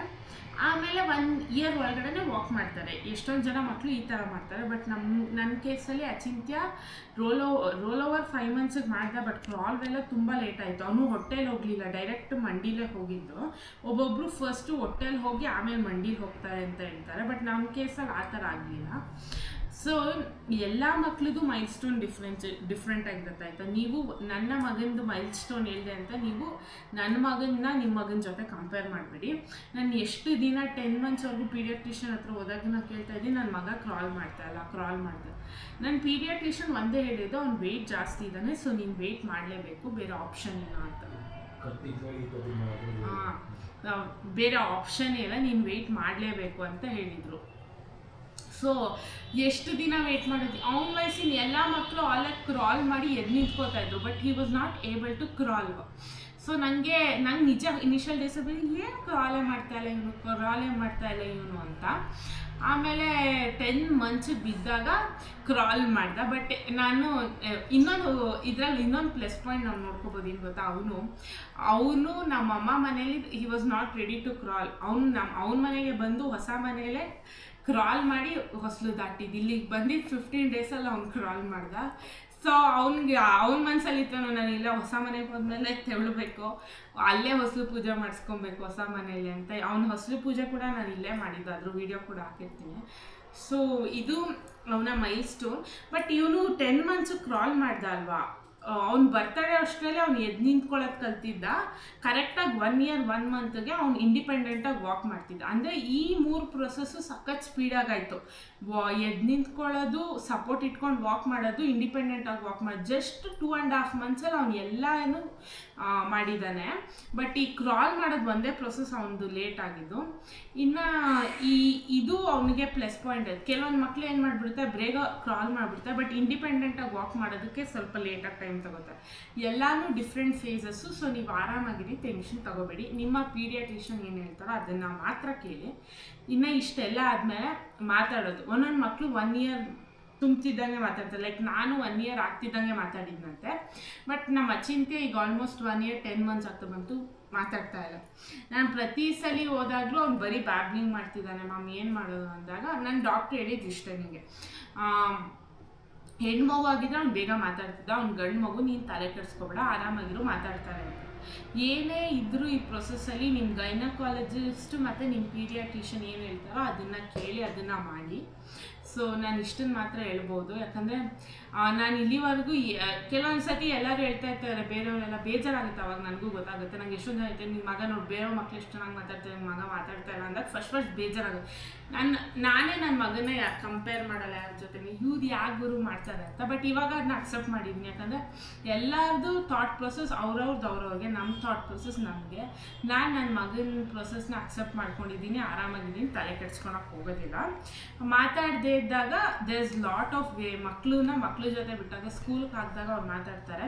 ಸೊ ಅಲ್ಲಿವರೆಗೂ ನೀನು ಆರಾಮಾಗಿರು. ಯಾಕಂದರೆ ಎಲ್ಲದಕ್ಕೂ ಅದರದೇ ಪ್ರೊಸೆಸ್ ಇದೆ. ತುಂಬ ಸಿವಿಯರ್ ಇದ್ದಾಗ ನಾನು ಇಷ್ಟು ದಿನ ಹಾಸ್ಪಿಟ್ಲಿಗೆ ಹೋಗ್ತಾ ಇರ್ತೀನಿ. ನನ್ನ ಪೀಡಿಯಾಟ್ರಿಷಿಯನ್ನೇ ಹೇಳ್ತಾರೆ, ಇವ್ನು ಮಾತಾಡ್ತಿಲ್ಲ, ನೀನು ಹೋಗಿ ಒಂದು ಸತಿ ಇದು ಮಾಡುತ್ತೆ. ಮೊನ್ನೆನೂ ಅಷ್ಟೇ ಹಾಸ್ಪಿಟ್ಲಲ್ಲಿ ಲೋಕಲ್ ಪೀಡಿಯಾಟ್ರಿಷಿಯನ್ ಅದೇ ಹೇಳ್ತಾಯಿದ್ರು.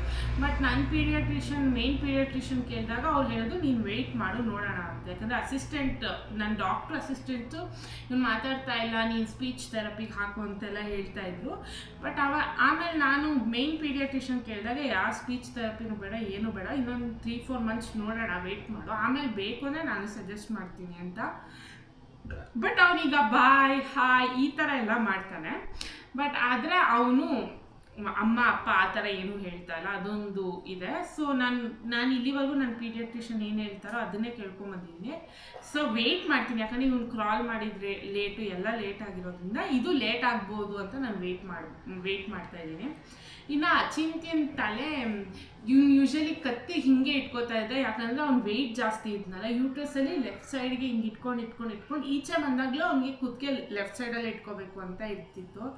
ಬಟ್ ಅದನ್ನ ನೀವು ಹಳೆ ಕಾಲದಲ್ಲಿ ಸಿಂಬೆ ಎಲ್ಲ ಬರುತ್ತಲ್ಲ, ಅದನ್ನೆಲ್ಲ ನನಗೆ ನಮ್ಮ ಅಜ್ಜಿಯವರ ತಂಗಿ ಊರಿಂದ ಮಾಡಿಕೊಟ್ಟು ಕಳಿಸಿದ್ರು. ಅದು ಮಾಡಿದ್ಮೇಲೆ ಒಂದು ಕತ್ತು ಒಂದು ಸ್ವಲ್ಪ ನೀಟಾಗಿ ಸಿಂಬೆ ಇಲ್ಲ ಹಿಂಗೆ ಇದರಲ್ಲೆಲ್ಲ ಇದು ಸಿಗತ್ತೆ, ಹೆಡ್ ರೆಸ್ಟ್ ಪಾಪುಗೆ ಬಟ್ ಅದು ಯಾವುದೂ ವರ್ಕ್ ಆಗಲಿಲ್ಲ. ಲಾಸ್ಟಲ್ಲಿ ಹಳೆ ಕಾಲದ ಸಿಂಬೆಗಳನ್ನ ಕೊಟ್ಟು ಆ ಕಡೆ ಈ ಕಡೆ ಇಷ್ಟು ಉದ್ದುದ್ದು ಇದ್ರ ಥರದ್ದು ಬಟ್ಟೆಲೆ ರೋಲ್ ಮಾಡಿಕೊಟ್ಟಿದ್ರು ಆಂಟಿ ಊರಲ್ಲಿ ಒಬ್ಬರು. ಸೊ ಅದು ನೀಡಕ್ಕೆ ಸ್ಟಾರ್ಟ್ ಮಾಡಿದ್ಮೇಲೆ ನೀಟಾಗಿ ತಲೆ ಇಡ್ತಾ ಇದ್ದ. ಸೊ ತಲೆದು ಒಂದು ನೋಡ್ಕೋಬೇಕು, ಯಾಕಂದರೆ ನಿಮ್ಮ ಲೆಫ್ಟ್ ಸೈಡ್ ಇಟ್ಟರೆ ಈ ಕಡೆ ಮಾತ್ರ ಸವಿಯುತ್ತೆ, ಈ ಕಡೆ ಸವಿಯೋದೇ ಇಲ್ಲ. ಹಂಗೆ ಆಗಿ ಅಚಿಂತಿಂಗ್ ಒಂದು ಸೈಡ್ ಸ್ವಲ್ಪ ಸವ್ದಿಲ್ಲ.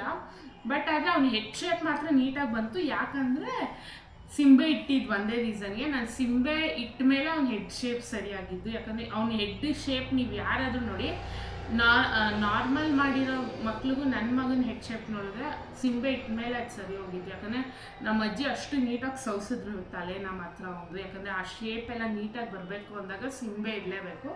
ಇದನ್ನು ನಾನು ನಂಬ್ತೀನಿ ಕೂಡ, ಅಕ್ಸೆಪ್ಟ್ ಮಾಡ್ತೀನಿ ಕೂಡ, ಯಾಕಂದರೆ ನಾನು ರಿಯಲಾಗಿ ನೋಡಿದ್ದೀನಿ. ಇವಾಗ ನಾನು ಹೇಳಿರೋದನ್ನ ನಂಬೋದು ಬಿಡೋದು ನಿಮಗೆ ಬಿಟ್ಟಿದ್ದು. ಬಟ್ ನನ್ನ ಪರ್ಸ್ನಲ್ ಒಪಿನಿಯನ್ ಇಷ್ಟ ಆಗಿತ್ತು. ನನ್ನ ಪ್ರೆಗ್ನೆನ್ಸಿ ಜರ್ನಿ, ಅಚಿಂತ್ಯ ಡೆವಲಪ್ಮೆಂಟಲ್ ಸ್ಟೇಜಸ್ಸಿಂದು. ಇನ್ನು ಬಾಣಂತನದ ಬಗ್ಗೆ ತುಂಬ ಜನ ಅಕ್ಸೆಪ್ಟ್ ಮಾಡೋದಿಲ್ಲ, ಯಾಕೆ ಮಾಡಬೇಕು ಹಂಗೆ ಹಿಂಗೆ ಅಂತ ಹೇಳೋರು ಇದ್ದಾರೆ. ಬಟ್ ನನ್ನದು ಥಾಟು ನಾನು ಫಾಲೋ ಮಾಡಿದ್ದು ಒಂದೇ, ಕೊಬ್ಬರಿ ಮಾತ್ರ ನಾನು ಸಜೆಸ್ಟ್ ಮಾಡ್ಬೋದು. ಒಂದು ಸೈಂಟಿಫಿಕ್ ರೀಸನ್ ಕೊಟ್ಟಿದ್ರು ಅವ್ರು, ಯಾಕೆ ಕೊಬ್ಬರಿ ತಿನ್ನಬೇಕು, ಏನಕ್ಕೆ ಏನು ಎತ್ತ ಅಂತ. ಸೊ ನಾನು ಹೇಳಿದ್ದೀನಿ ಅದನ್ನ ಕೂಡ, ಯಾಕಂದರೆ ನಿಮ್ಮ ಬಾಡಿ ಕ್ಯಾಲ್ಶಿಯಮ್ ಕಮ್ಮಿ ಆಗೋದ್ರಿಂದ ನಿಮ್ಮ ಬೋನ್ಸ್ಗೆ ಕೊಬ್ಬರಿ ತಿನ್ನೋದ್ರಿಂದ ಸ್ಟ್ರೆಂತ್ ಸಿಗುತ್ತೆ. ಅದಕ್ಕೋಸ್ಕರ ಕೊಬ್ಬರಿಲೇ ಅಡುಗೆ ಮಾಡಿ ಅಂತ ಯೂಶ್ವಲಿ ಹೇಳ್ತಿದ್ದು. ಇದನ್ನ ಕೊಬ್ಬರಿಲಿ ನಮ್ಮ ಅಜ್ಜಿ ಹಾಲು ಕೂಡ ಮಾಡಿಕೊಡೋದು, ಕೆಮಿಕಲ್ ಸಕ್ಕರೆ ಎಲ್ಲ ಹಾಕಿ. ಸೊ ಇದು ನನ್ನ ಪ್ರೆಗ್ನೆನ್ಸಿ ಜರ್ನಿ, ಅಚಿಂತ್ಯನ್ ಡೆವಲಪ್ಮೆಂಟಲ್ ಮೈಲ್ಸ್ಟೋನ್ ಜರ್ನಿ, ಎಲ್ಲದ್ರದ್ದು ಜರ್ನಿ. ನನ್ನ ಮಗನದು ಡಿಫ್ರೆಂಟ್ ಫೇಸಸ್ ಆಗಿ ಇದಿತ್ತು.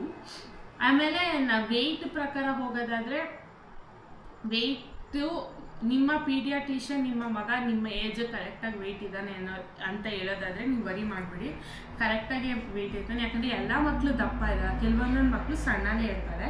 ಬಟ್ ನಮ್ಮ ಅಚಿಂತ್ಯ ಮಾತ್ರ ಸ್ವಲ್ಪ ದಪ್ಪನೇ ಇದ್ದ. ಅವ್ನಿಗೆ ಪ್ರತಿ ತಿಂಗಳು ಡಾಕ್ಟ್ರು ಹೇಳ್ತಿದ್ದಿಷ್ಟ, ಅವ್ನ ಐಡಿಯಲ್ ವೆಯ್ಟ್ಗಿಂತ ಸ್ವಲ್ಪ ಜಾಸ್ತಿನೇ ಇದೆ, ನೀನೇ ತಲೆ ಕೆಡಿಸ್ಕೋಬೇಡ ವೆಯ್ಟ್ ಬಗ್ಗೆ ಅಂತ. ಸೊ ನಾನು ಇಲ್ಲಿವರೆಗೂ ಯೋಚನೆ ಮಾಡಿದರೆ ಒಂದೇ ಒಂದು ಥಾಟ್ ಪ್ರೊಸೆಸ್ ಅಂದರೆ ವೆಯ್ಟು. ಇವಾಗ ಒಂದೊಂದು ಮಕ್ಕಳು ತುಂಬ ಸಣ್ಣ ಇರ್ತಾರೆ, ನಂಗೆ ಗೊತ್ತು, ಅವ್ರಿಗೆಲ್ಲ ಯೋಚನೆ ಆಗ್ತದೆ ಯಾಕೆ ನನ್ನ ಮಗ ವೆಯ್ಟ್ ಗೇನ್ ಆಗ್ತಿದ್ದಿಲ್ಲ ಅಂತ. ಬಟ್ ನಿಮ್ಮ ಪೀಡಿಯಾಟ್ರಿಷಿಯನ್ ಹೇಳಿದ್ರೆ ನಿಮ್ಮ ಮಗ ವೆಯ್ಟ್ ಗೇನ್ ಕರೆಕ್ಟಾಗಿ ಆಗ್ತಿದ್ದಾನೆ ಅಂದರೆ ನೀವು ಆರಾಮಾಗಿ ಯೋಚನೆ ಮಾಡಬೇಡಿ. ಇನ್ನು ಸಾಲಿಡ್ಸಲ್ಲೆಲ್ಲ ನನ್ನ ಡಾಕ್ಟ್ರು ಸಜೆಸ್ಟ್ ಮಾಡಿದ್ರು ಏನೇನು ಕೊಡಬೇಕು, ಏನೇನು ಮಾಡಬೇಕು ಎಲ್ಲ ಅಂತ. ಸೊ ಅದನ್ನು ಸಜೆಸ್ಟ್ ಮಾಡ್ದಂಗೆ ನಾನು ಎಲ್ಲನೂ ಕೊಟ್ಟಿದ್ದೀನಿ, ಅದನ್ನ ಬಿಟ್ಟು ಏನೂ ಹೊರಗಡೆ ಕೊಟ್ಟಿಲ್ಲ. ಸೊ ನಿಮ್ಮ ಪೀಡಿಯಾಟ್ರಿಷಿಯನ್ ಏನೇನು ಹೇಳ್ತಾರೋ ಅದನ್ನು ಮಾತ್ರ ನಿಮ್ಮ ಮಗು ಕೊಡಿ, ಅದನ್ನ ಬಿಟ್ಟು ಬೇರೆ ಏನೂ ಕೊಡಬೇಡಿ ಅಂತ ಹೇಳ್ತಾ ಈ ವ್ಲಾಗ್ ಎಂಡ್ ಮಾಡ್ತೀನಿ. ಮತ್ತೆ ಸಿಗ್ತೀನಿ ಇನ್ನೊಂದು ವ್ಲಾಗಲ್ಲಿ. ಇವಾಗ ಬಾಯ್.